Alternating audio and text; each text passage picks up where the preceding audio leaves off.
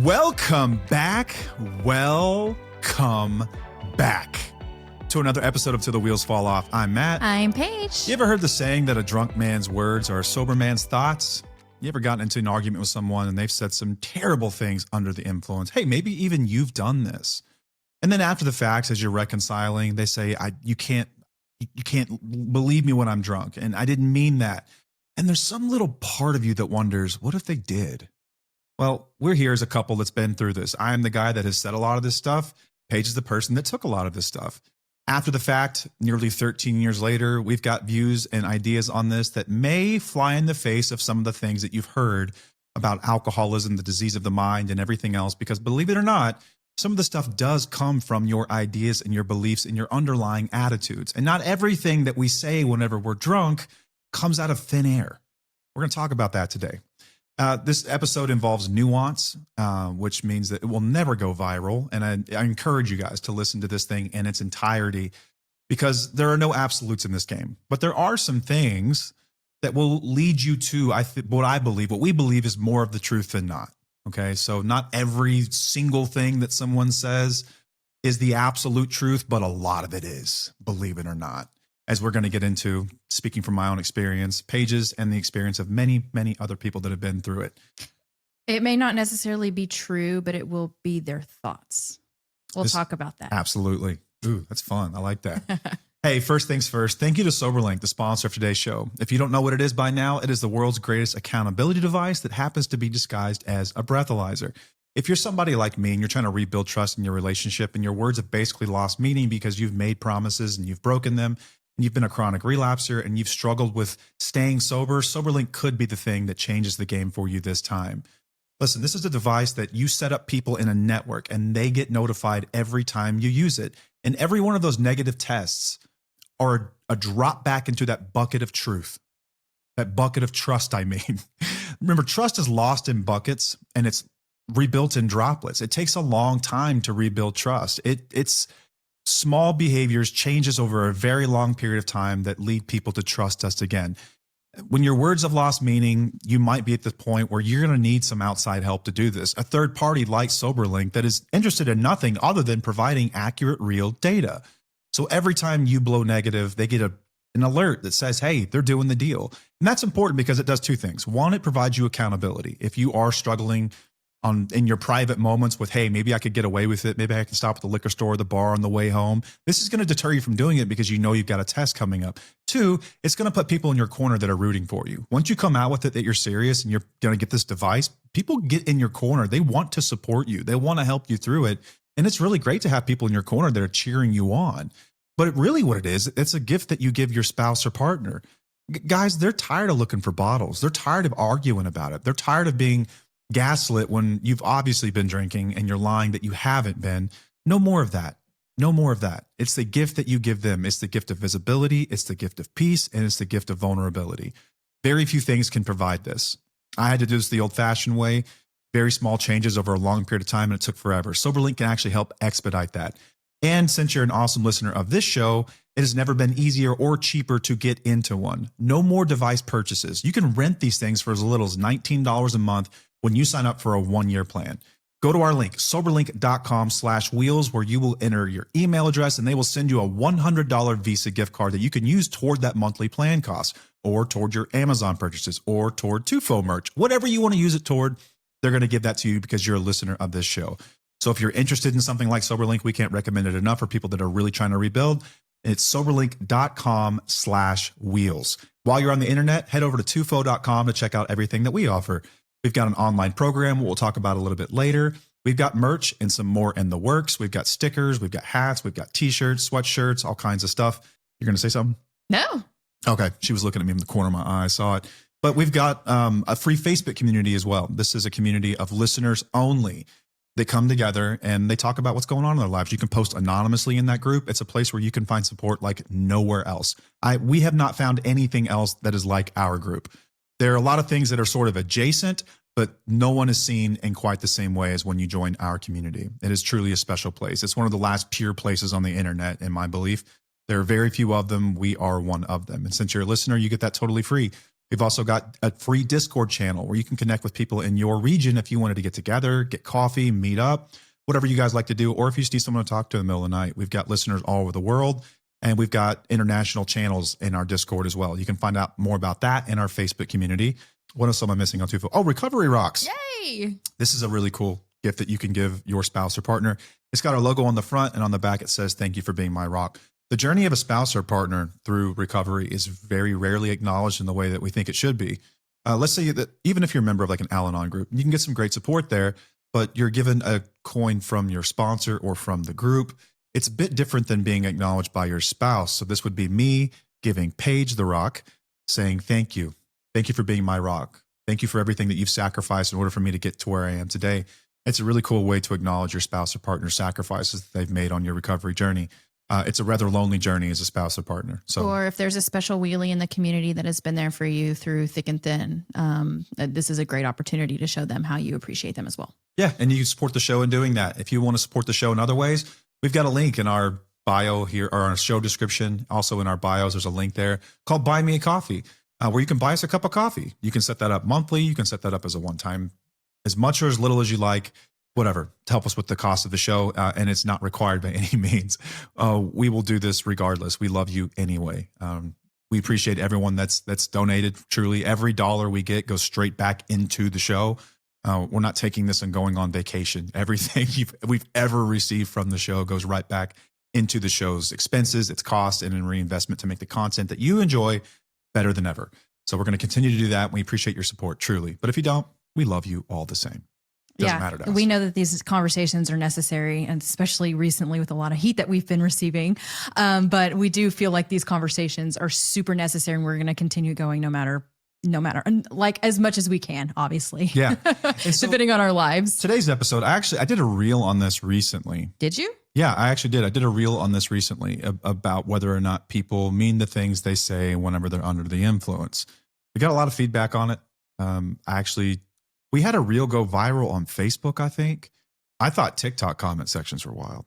Mm-hmm. Facebook is the craziest place on the internet. That place is the Wild West. Yeah, we've learned a lot over the past month or so because we grew pretty quickly on there. And like I said, it's made me realize how important these conversations are and how necessary they are. There was a lot of opinions about this, one way or the other, about whether or not someone's, when they're speaking drunk, whether they mean it or not. My opinion, you have to go check the reel out to get my opinion on that, or let's finish this episode. I was going to say, aren't you going to talk about it here? I don't remember you doing a reel on this. Did you do an episode on this? This was like last week. It wasn't an episode. I was answering some listener questions that we had in DMs. Oh. I've been doing that for reels. Okay. Answering questions. I've done a few of these lately. Was I out of town or something? I don't know. Maybe. I don't know. I don't look at all of your reels, but I don't remember you doing anything else. Yeah. And okay. So my take was sometimes people do. Sometimes they mean those things. Sometimes they don't. But I think it's irrelevant because at the end of the day, you have to ask yourself, can I live with it? Right. It's about the impact. Yeah. So we're just going to go through this. Let's just go through this. So I see this. Hang on. What? Pause. What? What is on your hand? It's a pickle Band-Aid. Show that to the camera. It's a pickle. Look at this, guys. That's a Band-Aid. Yeah, it's not on there very well, but I scratched my thumb underneath my cabinet and it took off a chunk of skin. This happened last week and my scab came off for the second you kept time. peeling it off? No, I was putting on my socks or my shoes. That's what I meant, like knocking it off. It was an accident. I don't pick at it. Yeah. But it was bleeding really, really bad. It sucks when you get cuts and things like that in places that seem to get hit. It's almost like hangnails. Every time you put your hand in your pocket for the next month, it just reopens the wound. A couple episodes ago, I had a hangnail infected on the that's show, true. so that's interesting. Oozing at the end, but it's like those little spots in your mouth after you bite your cheek. You're guaranteed to bite it 6 more times in the next 48 hours. I'm falling apart with all of these things. Okay. Anyway, yeah. So I have a pickle Band-Aid. So this is going back to the topic.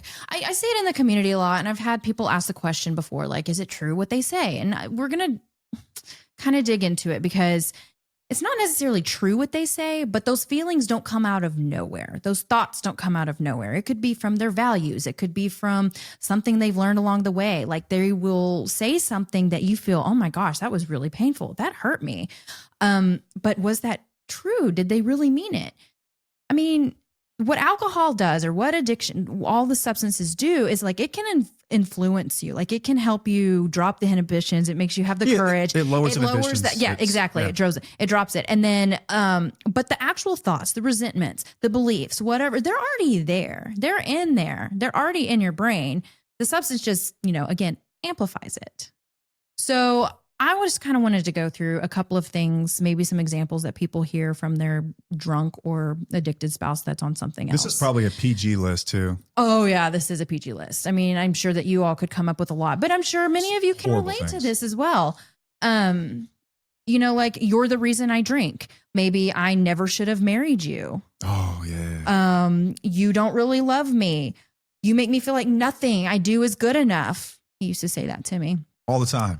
If it wasn't for you, I'd be so much more successful. Like maybe they feel like you're holding them back, or I could do better than you anytime I want. I don't owe you anything. You should be grateful I'm even here. I love you more than anything, but I can't stand you. You're all I have and I hate you for it. These are just some examples that might be happening that they might say whenever they're drunk or whatnot. And this just tipped the iceberg. Sometimes you'll get some wild ass accusations as well. Yes. Like if they are accusing you of cheating. Oh, that's where I was going. Yeah. Like you've been sleeping with my brother. Right. Like random shit. You're like, what? Right. And we can say that these are distorted thoughts. Okay. Like it's not that they're true, but they may actually feel this way. Yeah. That those beliefs don't come from anywhere. And I know that's really challenging for a lot of people to understand, because you want to say, oh, it's the disease. Oh, it's the alcoholism. But a lot of the times when this stuff is being said, like that's their values. Like that's what they believe from before they even became an alcoholic or addict. I can just speak for personally here is that there was always a sliver of truth. Yes. There was always a sliver of truth to this stuff. Of how you felt. Yeah. Not what it means. Like whenever you say you make me drink or you cause me to drink, okay, you're not causing them to drink, but you truly do feel in some way that they are causing you to drink. There was a sliver of it. I'm not saying all of it, but there's a sliver of it. No, of course. I could say the same thing when I would drink and I would be angry about something. It's like, oh yeah, this is not just coming out of thin air. Okay. This is not just being under the influence and me just saying random shit. Like obviously there's something beneath me that actually feels this way. Yeah. I mean, just think about, and you can say that with anybody. If you've been drunk before, which I'm sure many of us have. I would venture to say that like, it's sad to me that we have to ask the question, because I would imagine that most people listening to the show, if not everyone, has been intoxicated at some point in their life and they've said something rather ridiculous. Mm-hmm. And think back to that moment. Doesn't matter what you said. Remember to how you felt whenever you said it. There was some part of you where that came from, mm-hmm. right? It started somewhere. The alcohol, obviously, we'll get into some of the chemistry going on inside the brain whenever you're hammered. But that usually starts somewhere, right? There's some little part of you, even if it's driven by pity and like this poor me idea, or if it's exaggerated in emotion, there's still something underneath it all. Once you distill it down, there's something there. It started somewhere with a belief or an idea or an attitude. Regardless, something internal that is not simply, it did not appear simply because of alcohol. It didn't start there. Alcohol was not the origination of this thought or this belief or this idea. It made it easier for it to come out. Exactly. It makes it easier for it to come out because you feel like they say it's liquid courage. Yeah. So you're going to say something, whatever is on your mind. Mm-hmm. It's not just, the alcohol didn't make them think that way is what we're basically saying. Right. So I want to go into the neuroscience because this is like your area of expertise. I'm not a neuroscientist, by the way. I didn't say you were, but you love I'm interested in it. You're very good at talking about it. And I think that this would be a great opportunity for you to speak on how, what alcohol does to the certain part of your brain. So the prefrontal cortex is the part of your brain that's responsible for judgment and self-control and social filters, all these things. It's like the executive functioning of the brain. And alcohol reduces activity in this part of the brain. So that's why it's easier to say dumb things. It's why it's also easier to like talk to girls. It's why it's easier to be in social situations, because it does lower your inhibitions, because a lot of those things that filter out in your prefrontal cortex, it's the area has been relaxed, right? And then I think from that is where a lot of this stuff stems. Like once the prefrontal cortex has been relaxed and shut down, a lot of those things just flow more freely. So this is what's happening at the brain level whenever we consume alcohol. More than that, memory and emotional regulation, the parts of your brain that are responsible for, it's like your brain's braking system, right? The things that keep you from like lashing out or like yelling or blurting out or exaggerating. All these parts of the brain are also affected, right? So these things are, your inhibitions are lower. This is what we mean when we say your inhibitions are lower. This is what's actually happening inside the brain. These parts of the brain, they're responsible for like those throttling mechanisms that keep you from saying ridiculous things. Like, have you ever said something inappropriate to the opposite sex whenever you've been drunk? Like, this is likely wise because this part of your brain has been affected. I think that when it comes to truth and distortion as well, alcohol can make this sort of fuzzy in some ways. Like, it increases your impulsivity. So you're more impulsive whenever you're drunk. We know this about drunk people. If you've been drunk, I don't have to convince you that that's true. Likely you've done some dumb shit when you're drunk, just like I have. Like, we all have done something stupid when we're drunk. Yeah. It makes for some of the best internet videos, and the content and everything. What are you laughing about? You got a specific story you want to talk about? No. No. But it can make things seem exaggerated or incoherent at times. But I think what's important to recognize is that these are rarely new thoughts. It makes all these things possible, but it is not responsible for the actual underlying beliefs or ideas. Let's say that I'm into a coworker. This is not a true story. I'm just an example. I'm not into any coworkers. Okay. Let's say that you're into a coworker and you're at a work event. This happens to a lot of people, and you get a few drinks in and you get a little too touchy. You get you get a little too out there with your words, like, you're cute. I've always been into you. I remember when you started here, like, and you make an ass of yourself. Some of that stuff's true. Like, you actually do feel that way. You do. But on a normal day without alcohol, that shit's never coming out of your mouth. Because you have a filter. Right. You're able to regulate yourself. Your executive functioning is working properly, right? So you don't have this disinhibition effect. You don't have issues with your emotional regulation because your brain is operating the way it's supposed to. But also, I think when it comes to things like resentment and some of the uglier stuff that comes out of people's mouth, like, I wish I never would have had kids with you because now I'm stuck, or I never should have married you, or I'm trying to think of, I don't say hateful shit really. So I'm trying to think of what hateful shit we've heard from other people. There's just been there's nasty things, like, I wish I would have divorced you, any number of things that people will say whenever they're drunk. Or you're just controlling, or you're just a controlling bitch, things like that. Right. So demeaning. If your prefrontal cortex is the filter is removed by alcohol, but the data, the actual information where this stuff comes from was there always. It was always there. In someone's quiet moments, they are generally saying these things or thinking these things, or maybe it's something they've been stewing over for a very long time. The stuff just didn't appear is what I'm saying. The stuff is generally there. And I've had more of these moments than I can possibly count.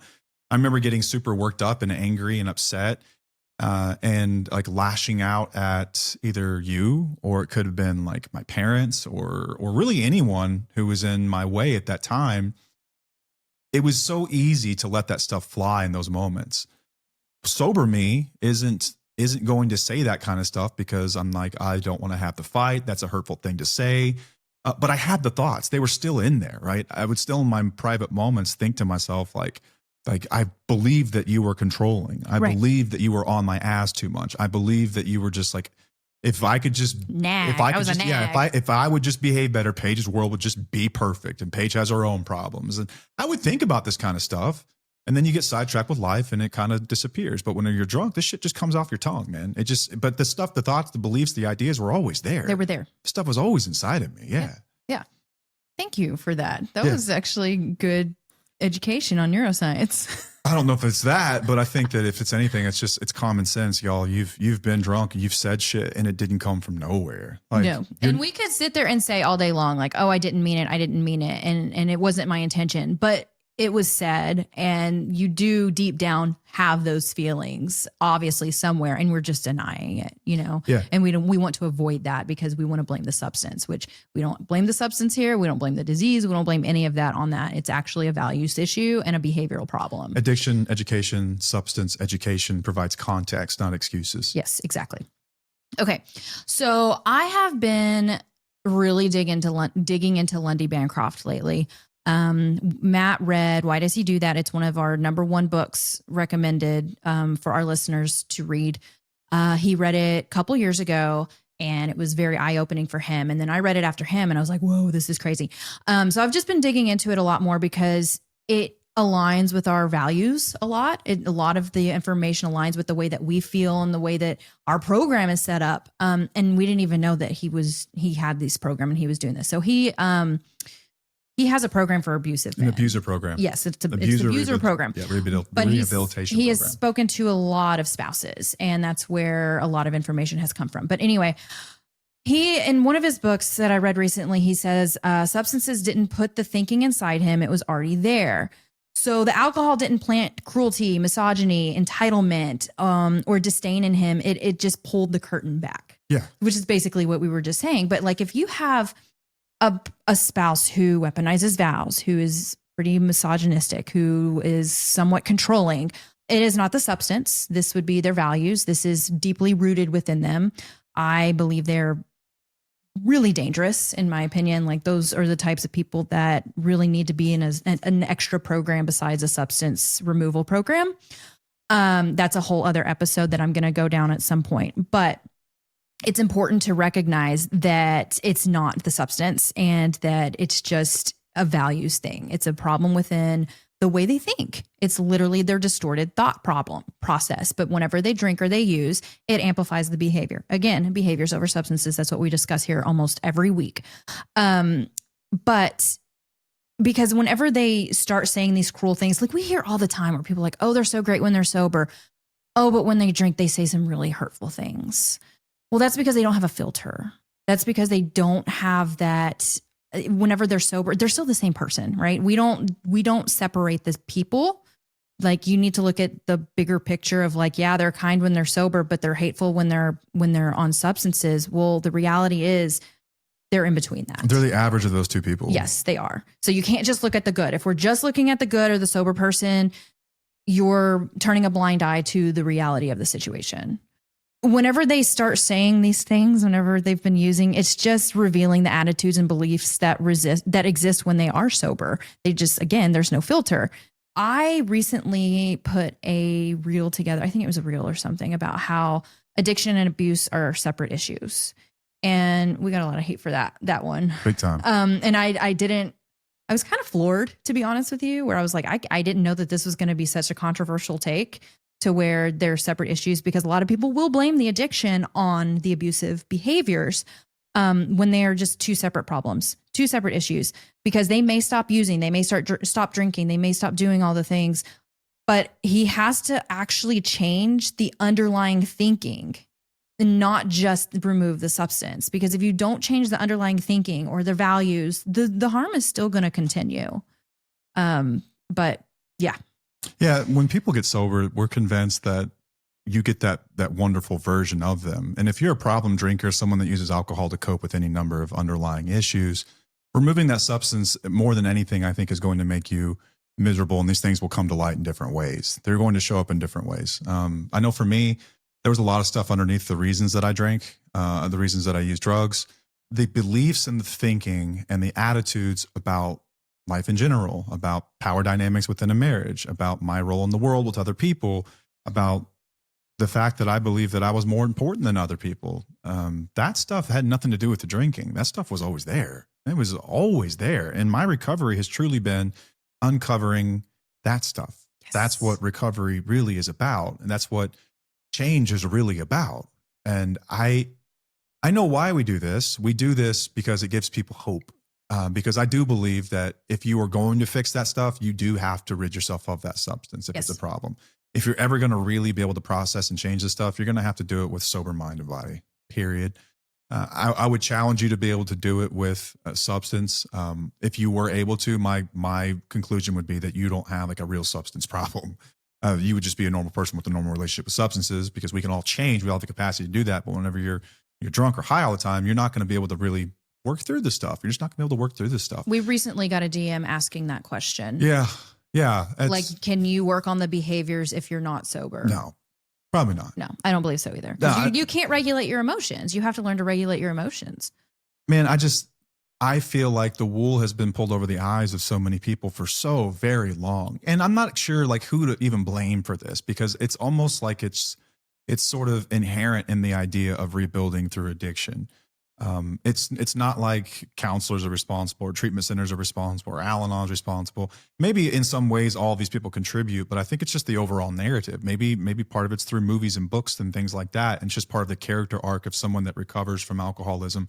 Rarely do we see the inner work that goes into that. And rarely do we see the actual behavioral changes that are required in order to be a different person at some point in your life and become different. You know, oftentimes we see this stuff and it's sort of wrapped up into these nice movies or shows that are 30 minutes to an hour long. And, or maybe it's a 30-second clip or something like that. And the assumption becomes that we become better people when we stop using or drinking. And that's just not true. It's just not true. I've got hundreds and hundreds and hundreds of emails I could send you, which I wouldn't.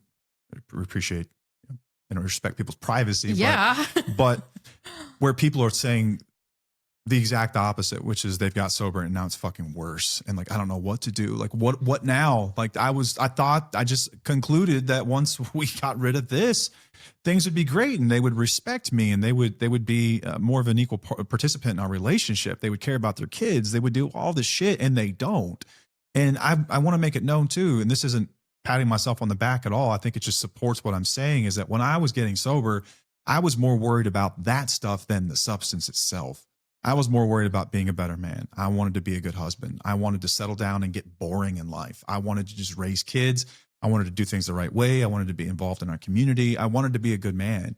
I wasn't really thinking like, I just have to stop using drugs. I knew that I was going to have to be part of it, but I was worried about the behavioral stuff. And that's what I've always concerned myself with. So important. And when I started to focus on that stuff, what's interesting is sort of like a bait and switch is that I was no longer interested in using substances because they played no part in that sort of life that I'm trying to build. And so it was almost like in the beginning, we want to stop using, but my deal was that I just wanted to be a better person. And the result of wanting to be a better person and living those ways left me with the conclusion that like alcohol, drugs have no place in my life anymore. That's the way it worked for me.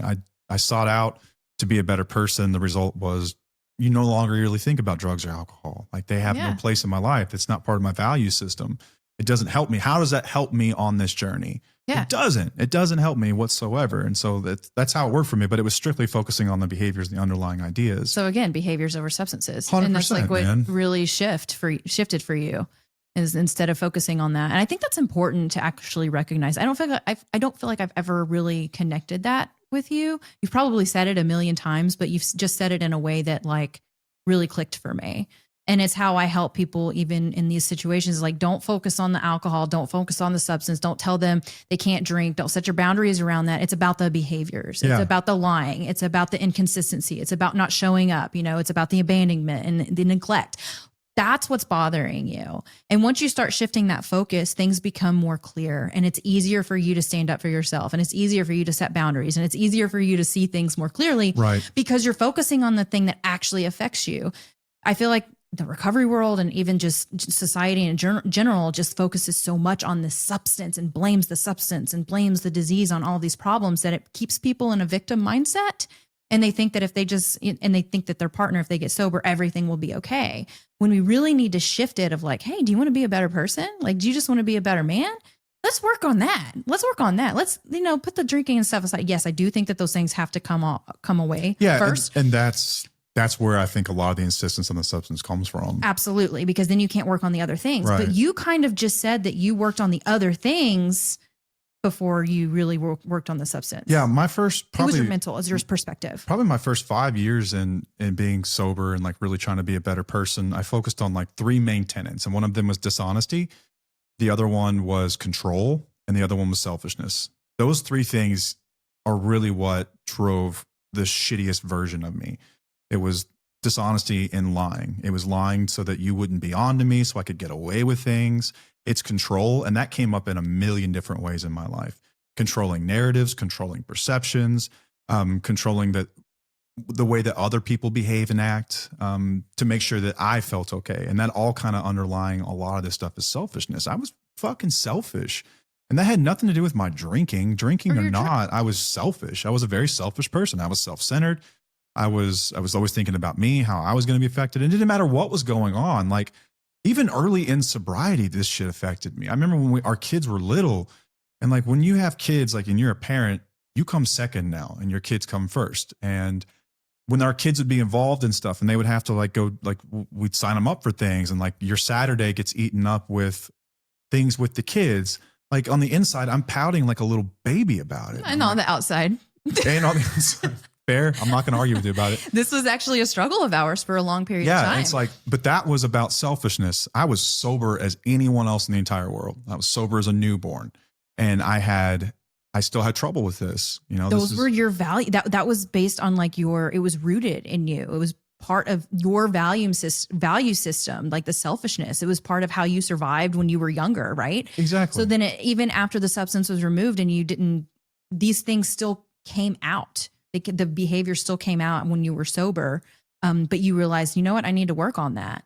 Because this was a problem for me. Like I was like, what are you doing? Like these kids, we need to put them first and be able to have these activities and allow that. So it was just one of those little pieces of behaviors where someone would be like, well, that's not really that deep or that's not that big of a deal. But it is for me because for my values, I'm going to do whatever it takes to make sure my kids are involved because I know that if they're not involved, that's going to cause more issues down the line. Yeah, and because of what you dealt with when you were younger. Yeah, and it extends beyond kids too. This came into play with me and you. Valentine's Day was always a really special holiday to you. Always has been. You always loved it. And my thesis at some point was it's a greeting card holiday. This is bullshit. This is just for guys that don't show up in their marriages, which I wasn't, ironically. And they just show up one day with flowers and a card and we're supposed to all play along with this? Like, no, it's bullshit. And I've stood on that hill for a long time. And that's my selfishness. That's my control. That's me trying to influence the world and your feelings by getting you to go along with me. I'm trying to control your perception. I'm trying to change your mind. It's all about me though, because I didn't feel like I had to stoop to the level to participate. When the non-selfish version of me now looks at that like it's something that's incredibly important to her. And it took years and years and years and years of constantly challenging those thoughts, reframing them, behaving differently, even if I didn't feel like I should have, because that's my beliefs and ideas inside of me that I came with, my stock ideas were telling me. And now I literally had to train myself not to be selfish, not to be controlling, not to only look at what I'm getting out of something. And that took years into sobriety, y'all, like years into sobriety. And so when I was saying mean, hateful shit when I was drunk or high or anything else in those years that I was using, it was coming from the same place. It was coming from the same data, from the same ideas. It all originated from that same pool of shit that is me. And you can't pull the two apart. I know as much as we would like to, because it simplifies it, right? And it gives you hope that like things can get better. And I want to be clear that they can. It's just not going to be that simple. It's just not. I wish it were that simple. Shit, man, that would be the greatest thing ever. Yeah. I mean, I just stop drinking and everything fixes itself. Like, cool. Wouldn't that be great? But I think that there are also some people, and this is, again, the nuance of the conversation. There's some people that get rather violent when they drink. And most of the time, they're not that way. They're docile. They're pretty chill people. But when they drink, they get violent. Alcohol affects everyone a little bit differently. And so you can look at them and say, well, that's not them, you know? I would argue in some way, shape, or form it is. And underneath it all, there's some anger living inside of them. There's something going on down there that brings this shit to it allows it to come to the surface, right? But it's boiling in there. Yeah, because think about healthy drinkers, you know, like normies or whatnot. People that have a normal relationship with alcohol. Relationship, okay, and they don't do those things when they drink, you know, because they have a pretty healthy value system and they have, you know, they're able to regulate their emotions regularly. They have a healthy outlook on things and they're pretty constant with like just who they are. They know who they are in a way. They don't act like that, you know? So you can't blame the substance whenever it's like that. You have to actually look at the person and their value system is skewed and it probably doesn't align with yours and you can't make them change that. No, they have to want to be able to change that. I've noticed this, and I don't believe in absolutes really, but it seems to me like the guys that get the angriest, like the angry drunks, oftentimes are the quiet people sober. And what I've come to know about quiet people in general is that they're not quiet because they don't have thoughts or beliefs. They're just quiet because they're really good at filtering those things, or they have anxiety around speaking up or anything else. they're really good at blending in, but those doesn't mean they don't have thoughts or beliefs. And so it's really hard to look at someone who's like normally super calm and chill, and when they drink, they become like fucking it's like Jekyll and Hyde. Yeah. Stuff's in there. It's just you're not seeing it. You're not seeing it. Yeah, correct. Oh, this is interesting. This took a turn. Yeah. Going down memory lane with, I mean, and like I'll volunteer myself. I will always volunteer myself before I volunteer others' experiences. But that's just something I've noticed is that, you know, like there were so many things about me and the way I was and the way I behaved that had nothing to do with the substances involved. Like those things made it easier, you know? Yeah. And in some ways they even masked it sometimes. Like sometimes it has the opposite effect in people. A lot of times when I was sober, I was like a total asshole and I was discontent. I was angry. And then when I was high, I was actually a little more tolerable. I was a little easier to get along more with. Fun. More chill. Yeah. Because I had an outlet for how to deal with all that stuff that was swimming around my head that I didn't know what to do with. Yeah. My issues with you were mostly your come downs from what if I were to getting back to sober usually was like the worst thing in the world for me. When I was high, I could handle life. When I was drunk, I could handle life. When I was sober, I was fucking miserable. You know, so I wasn't really like the angry type drunk. No. I mean, you did get that way towards the end. I think towards the end when you were really like amping up, you know, the substances and you were taking a lot more. There were times emotionally going through so much of that time because I had just stuffed all that shit down for so long. Yeah. And I mean, there was a couple of incidences because I drank with you too. We had a good time. We had a really good time back in the day, but there were times when I was like, oh, whoa, he like really lashed out at me. Oh, there was a time we were, it was after the World Series, or not World Series, but it was after the Texas Rangers had made the playoffs. Yes. We might have discussed this before. Happy playoff baseball season to all that celebrate. I'm sitting here wearing my Red Sox shirt, which by the time this comes out, hopefully we're up 1-0. We'll see. Anyway. We were at a bar or something like that. And it was the dumbest fight ever, but we'll walk you through it. I thought we should have called an Uber because I was shit-faced. I was so drunk. Yes. And you weren't. I had stopped drinking like an hour or two before. And in my mind, I thought I was like doing the responsible thing. And so I called an Uber and you were like, why'd you call? Like, I'm going to drive us home. Like, I've only had like a drink or two drinks. And I got really livid with the way it was handled for whatever reason, being drunk. But it was about control in that moment because you weren't doing what I was doing. You were making me look stupid, like less of a man. And my beliefs and ideas were that you need to, what's the word I'm looking for here? Do what I tell you to do. Like obey or be obedient in some way. And like it came out in that way. And I said some really ugly things in front of our friends and family.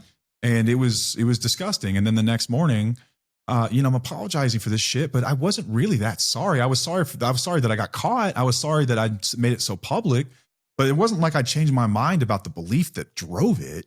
You know, I still believed myself to be correct in that. I'm sorry that it came out that way. And that's what a lot of people will say is like, I'm sorry it came out that way, but you're not sorry it came out. You're not sorry for holding the belief or the idea, which is where the real crux of the problem lives. Right. It's down there in those beliefs, man. Yeah. I mean, it didn't matter if you meant it or not, and impacted me. I was very embarrassed by that situation. I remember the face of the people around me looking at me like, did that really just happen? Like it was very out of character for you. But I think that's when I recognized, ooh, things are really going downhill. Like, I wonder if this is too much. Like, I was in rehab 6 months later. No, it was longer than that. It was October. Were we married already? Yeah, it was October. Okay. We've talked about the timeline and I don't remember specifically, but it was just like, oh my gosh, did this really just happen? But either way, the impact was the same. And it was like, it was hurtful. It was like, and he said that he meant it, but. Did you believe me when I said I didn't mean it? Do you remember the fight the next morning? Because we got into a fight again the next morning. I know we got in a fight the next morning. I feel like this was the night that you slept in the car. I don't even remember. Or stayed in the car for a long time. I don't know. A lot of things. That was a long time ago. This was like 13, 14 years ago. So it's kind of hard to remember. But it was a significant occurrence within our relationship. No, I don't. In my gut, no, I don't think I believed you because it was always like that. It was the cycle. You know, the cycle of the toxic cycle where it's like we blow up, you apologize. I was at a point at that point where I was like, I don't really believe him at this point. Like, I'm kind of annoyed with you and I need to do something about this because I'm pissed off. So for every time that I had lost my shit or said something ugly, and then I go back to apologize the next morning, Where is your head at when I'm doing that kind of stuff? I'm very confused. I'm really confused because I'm like, okay, does he mean it? But I mean, at first you're like, okay, I believe him. You know, people mess up. You know, you have this mentality of like, okay, we're young. People do bad things. At least he apologized for it. Let's move on. But it was the same pattern over and over and over again. And it got to where I felt very, very invalidated, and I felt very unheard, and I felt like our relationship wasn't equal. Like it just felt really, it just was confusing. It was super confusing at that time. I actually talk about this in our program, which I'm going to talk about real quick. There is a toxic cycle that we go through where it's like the love bomb, you fight, you have a love bombing situation, and it just continues, but it gets worse over time. It's in our first or second module. I don't remember specifically, but we talk about the relationship dynamics, trauma bonds. Matt has a module about addiction and then abuse. We talk about self-care, self-awareness, boundaries. Should you stay or should you go? We have resources in there. We have a weekly call on Wednesdays with Matt and or me. And then other people going through a similar thing. And we also have a licensed therapist on board. He is the clinical architect of the program. You can go to independentlystrong.com. We do not have the code anymore. I keep forgetting that I'm scared I'm gonna say it. And it's we like, wait, no, we just dropped it. Yeah, we dropped it to the price of the coupon. With the coupon. Yeah. So it's the same price for everybody now. And I don't know if I'm missing anything, but we do talk about this toxic cycle that Matt and I were just explaining. And I talk about a specific situation that we had when I was pregnant, and how it felt. And a lot of people relate to it because you go through these cycles and then it's hard to pick up on the patterns. And then you become really confused because you're like, oh, you know, they're doing so well. They're apologizing, but then they do it again and it gets worse over time. And then you're completely confused because you're like, okay, I'm minimizing this stuff now, even though they tell me I'm catastrophizing it. And it just makes you it just makes you feel lost and confused and you don't know what to do about anything anymore. Yeah, man, it's so confusing.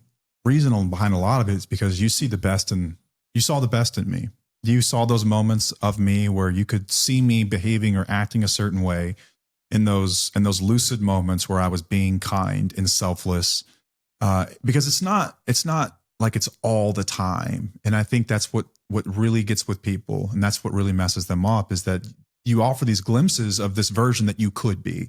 And then you have this inconsistency and the sort of like this cognitive dissonance between this other version that you get to see sometimes. Right. And we so badly want to dismiss those bad times in favor of the good times.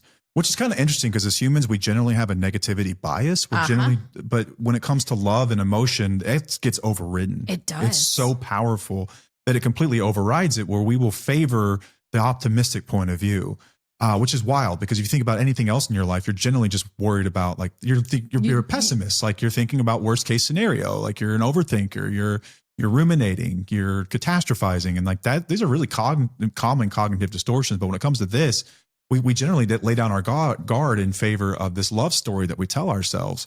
And so when someone has berated you or they've said some really ugly things to you or someone you love, like your children, if they've mistreated the animals, like whatever it is, you've got to really put that in perspective because whether or not you have forgiven them, whether or not you have written it off or explained it in some way through mental gymnastics and you've chosen to throw that outlier out. I think that what we have to understand is that it's still affecting us, right? If someone drops a glass on your foot and it breaks your toe and it was an accident, does it mean your toe is any less broken? No. And I'm not saying that when it comes to mentally, like the stories we tell ourselves don't have relevance because they do. But over time, do this enough and it will change you, whether or not you want it to or not. It's going to affect you. It's going to affect the way you respond. It's going to affect the way that you feel. It's going to affect the way that you raise your children. It's going to show up in a million different ways. And we have this thought. We always have this thought. Did they really mean it? Like, did I really mean the things that I had said? Well, it doesn't matter. That's my brain. That's really just the whole. That's really the whole basis of this is that it doesn't matter if they meant it or not. It is harmful to a spouse. It doesn't matter if it was under the influence. It doesn't matter if they have trauma. It doesn't matter any of that. The words are still hurtful and it is still harmful. So it's not the intention that matters. It's the fact that it does happen, that it does hurt you. That's what matters. That's why I didn't, care about addiction whenever you were going through stuff or like focus on that. It was all about your behaviors. Are you treating me a certain way? Okay, well, that's not acceptable. I don't care if you meant it or not. Like, it is still impacting me. Yeah. And also the distinction between a one-off, someone saying something really hurtful, because everyone will do this at some point in their life. And abuse it's a chronic pattern of that. It's a pattern of mistreating and devaluing. It's a pattern, right? There's a pattern, as we will get into here in a moment, red flags and patterns to notice. Like, how do you pick up on this stuff? But one last word on impact and intent was, regardless if someone meant what they said, regardless of how you choose to rectify that in your mind and make sense of it or write it off or whatever you decide to do, whether they meant it, whether they didn't, why we keep ruminating on this, I think that you have to ask yourself the question, can I feel safe with this? Can I live with this? Can I live with it? That's the question you have to ask, not did they mean it? Was this true? If they really meant that, like, just, can you live with it? That's the most important thing. Is it putting you in a situation that's become unsafe? That's the question you've got to ask yourself, regardless of the why behind it all or the true or false. It's, can you live with it? Yeah. And I think a hard part about it too is that when people do say really hurtful things, we kind of internalize it too. And we're like, okay, did they really mean, like, is it true what they said? They may have meant it in their mind, how they feel about it or what they say, but it doesn't make it true for you. Like, let's, if they call you controlling, like a controlling bitch, does that mean that you're a controlling bitch? No, but they may feel that way. That's the part that sucks. But what I want people to understand is that it doesn't mean that it's true. So that's where we get like really warped and wrapped around. It's like, oh my gosh, am I really a controlling bitch? Like, what do I need to do to change that? You're probably not. You're probably just asking for somebody to step up. So you have to look at the reality of the situation with that. Yeah, man. Empathetic, kind, caring people are generally going to receive those messages and take them straight to heart. And they're going to look at oh my God, I cause this. I am all these things. And the abusive people get away with it. You've made their life easier. You've made their abuse more possible whenever we take that and we internalize it. It's like, you're going to change, and really you didn't need to. Right. I'm not saying that people don't need to change. They do. But in abusive situations, like, you can actually make the problem worse by listening to that kind of stuff. Right. Like taking it to heart and actually trying to like do what they ask. But either way, you're never going to make them happy. Let's be real about that. Like, you can sit there and change all the things based on what they tell you to do, and it's never going to be good enough. As long as you have thoughts and opinions, they're going to be unhappy. They're going to be unhappy. Yeah. So let's talk about the red flags and the patterns to notice. So if the same accusations, if they're doing the same thing consistently, the insults, the resentments, or whatever it is, even like when they're drunk, it's likely what they truly believe. Yeah. And this can be comments about your weight or your appearance. This can be comments about their commitment to you, and or that they could go get somebody else in a heartbeat. And a lot of the nasty stuff like that. If it's a theme, if it keeps popping up, any example of those, think of the one that maybe it's in your life that's come up quite often, is likely stemming from a true belief. Yeah. Yeah. But again, it doesn't mean that it's true. This is their perception. Their perception. Yeah. And then there's a lot of the minimization, as you were talking earlier, when you would tell me that you were sorry or whatever the next day. Typically, like you said, though, you would apologize, but it wasn't really a real apology. Your apology was so crazy. Manipulative, controlling, selfish people are very, very, very good at what we do. Yes. And what I mean by that was that when I would apologize, I wasn't really apologizing. I was explaining, or I was providing context, so that what I'm saying in a roundabout way is that you have no right to be mad. You have no right to be mad with me. You have no right to be upset. To the degree that you're upset, it's the degree that you're seeing the situation incorrectly, or that you perceived it wrong. And I can't help that you perceived it that way. It's not how I meant it, and that's usually what I would do. And that's what manipulators do. It's what abusive people do. And what it really is, it's a refusal to own your part in this. It's a refusal to own and take responsibility. To take responsibility. You're not taking responsibility for the hurtful thing that came out of your mouth and from where it stemmed from. Because if that's true, then you got much bigger problems that you gotta face, right? So it's easier just to convince someone else they're crazy. Yeah. So if somebody is constantly blaming the substance, or they're saying I was drunk, I didn't mean it, that is a red flag in itself, because they're still not taking responsibility for the impact that it had on you and what they said to you. So take that. That's just just take it as a red flag is all I'm going to say. Like that's something that needs to be addressed, and they are not willing to actually understand or care about how their actions or behavior has impacted you as a spouse. Yeah. All right. What else?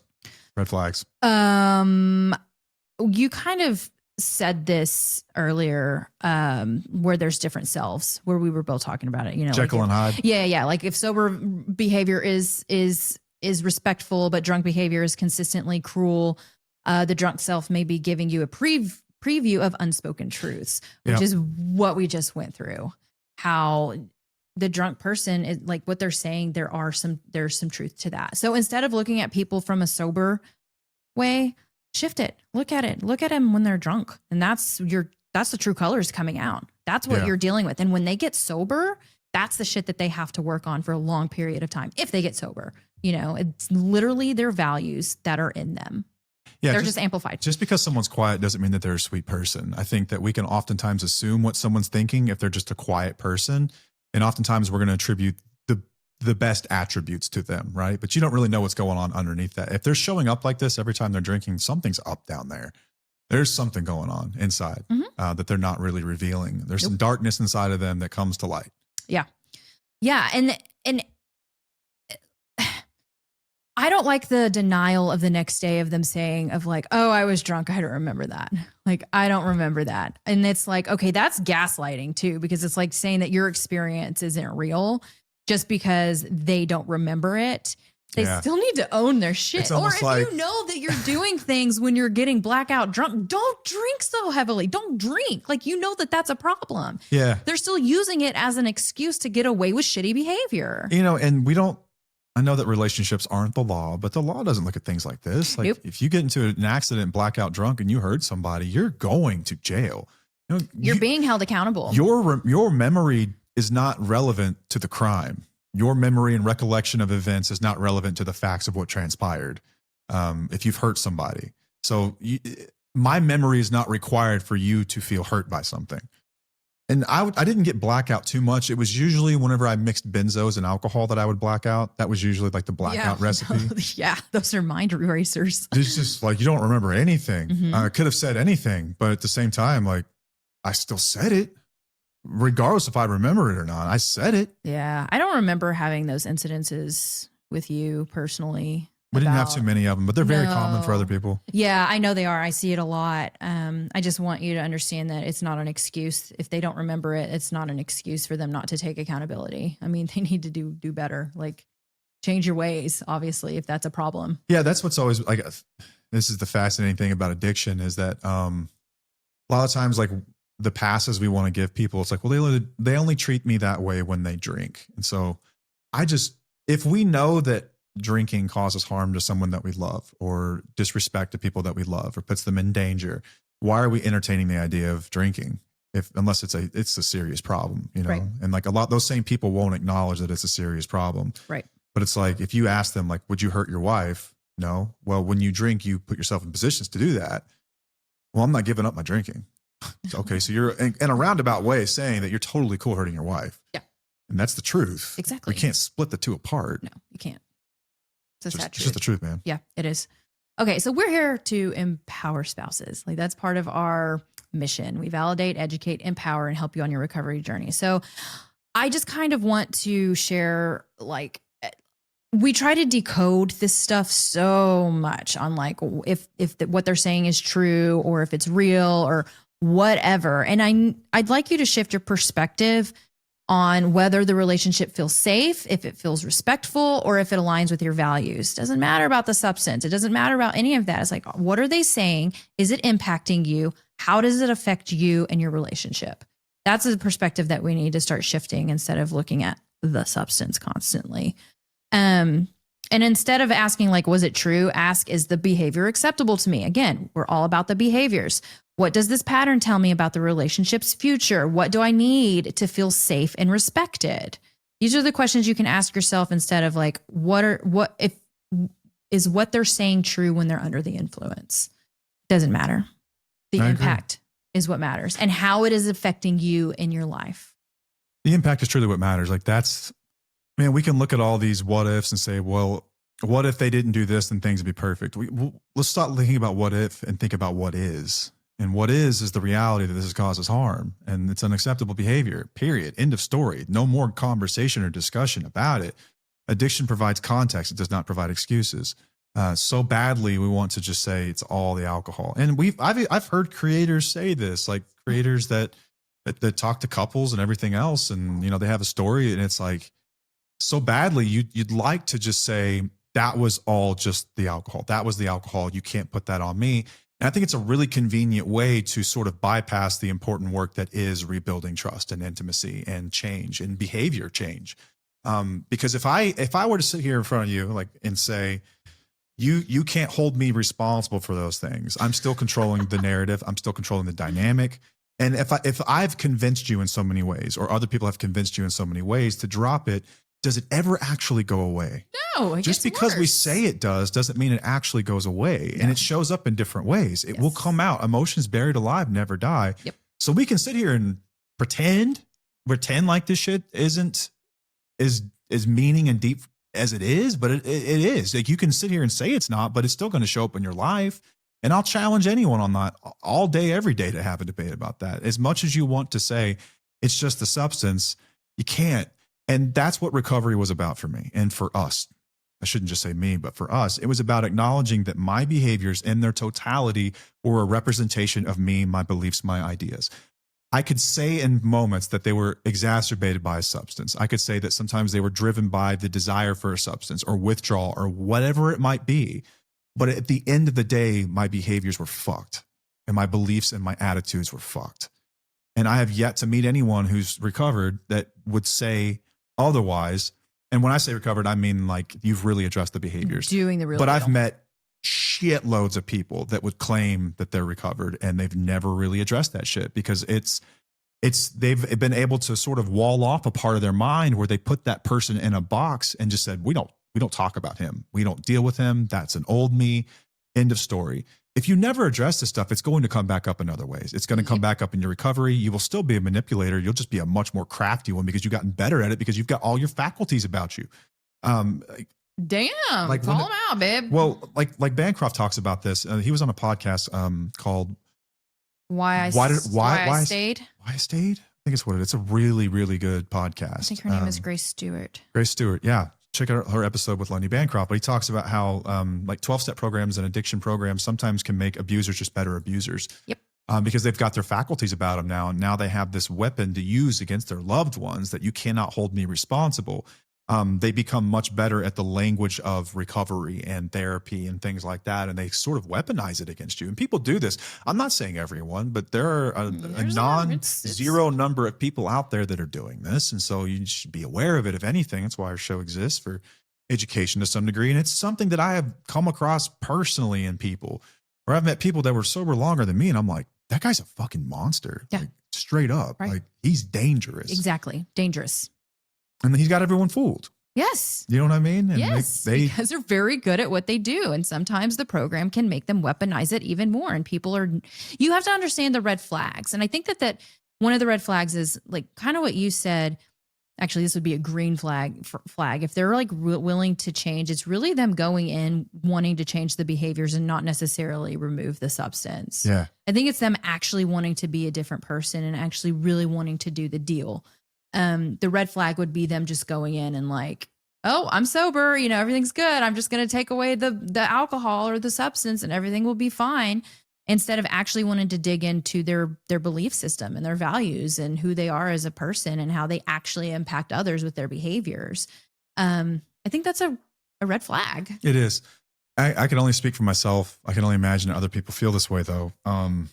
There's no better feeling than being able to lay your head down on the pillow knowing that like you were a good person that day, that you contributed to other people, you helped people around you, that you were honest. There's no better feeling than that. And like those are the things that in recovery you've really got to focus on. If we're going to be better people. Well, let me back up for a second. I had been, more times in my life I can count, I had been sober but not happy. And I had been happy, but not sober. I'd never been able to be happy and sober because I was never able to really address those behaviors. The substances for me made it a lot easier to forget about those behaviors. It kind of bypassed them. It made them more manageable, those ideas, those beliefs. But in order to really become who I am today, I had to look at myself sober and like admit some really difficult truths about myself. And I think that's what a lot of people struggle with, is to be able to look at themselves and say, like, you've got some pretty fucked up beliefs. Like, you're controlling and abusive and this stuff isn't right. And at the same time, have compassion for yourself to say that, like, I didn't plan on this and I can fix this. Like, Yes. whatever happened in my environment when I was young led to me being here. And like, I can't go back and change that. I can't go back and change the things that I put you through or the things I did to other people, but I can love myself and have compassion for myself enough to say, we don't have to be this person anymore. But it takes an admission. And I think a lot of people really struggle with that one. And that's sort of like that guilt and shame conversation. But I talked about that in my last page's perspective, by the way, the power of change and how guilt and shame actually fuels us into making changes that are necessary for it does, man. For as much as we want to like shield people from shame, like I felt shame in the way that I'd behaved and I wanted to run away from that shame feeling. The only way I was going to do that in my mind was to fix it. That's the only way I could live with myself, was if I was able to fix it and sort of rewrite that narrative in the right way. But it came from wanting to be a better person. It came from wanting to change my ideas about equality and about women and about power dynamics and about selfishness and control and showing up as a dad, dishonesty. Yeah. Like all that stuff that is what recovery was for me. It was dealing with that shit. The result of dealing with that shit was that, like, I don't feel like I need to put drugs and alcohol in my body anymore. Yeah.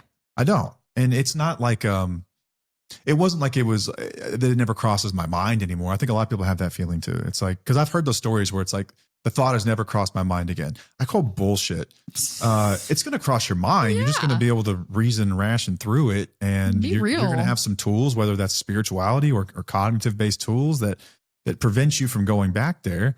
Like, I've told more people than I can count, like, I don't care if you drink. Like, dude, if that's what you want to do, go do it. Just don't lie to yourself. Just know that it will end up like it has every other time. Yep. That's the most likely outcome here. If we're just looking at Occam's razor, right? The simplest solution is usually the outcome. I think it comes true with probabilities too. What does the pattern say?